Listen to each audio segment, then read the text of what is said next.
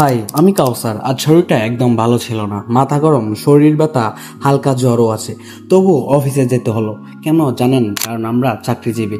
আসল কথা হলো, চাকরিজীবীর জীবনে শরীর খারাপ মানে হলো তুমি সুস্থ।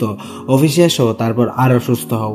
এখন ভাবেন তো, যদি আমার নিজের ব্যবসা থাকতো, 5 লাখ টাকা দিলেও আজ যেতাম। তখন আমি বস হতাম আর অসুস্থ হয়ে বলতাম আজ মিটিং ক্যান্সেল, বস ঘুমাচ্ছে। কিন্তু আমরা যারা চাকরি করি তাদের জীবন অন্যের আওতায় আটকে থাকে। বস হাসলে আমরা হাসি, বস রাগ করলে আমরা কাঁদি।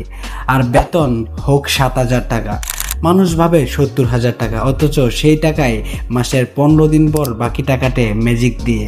চাকরি মানে হলো তুমি অসুস্থ হলেও কাজ করো আর সুস্থ থাকলেও কাজ করো।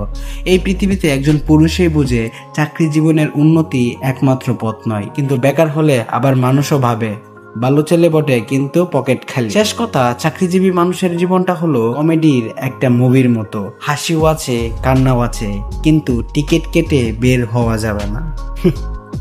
Just joke man.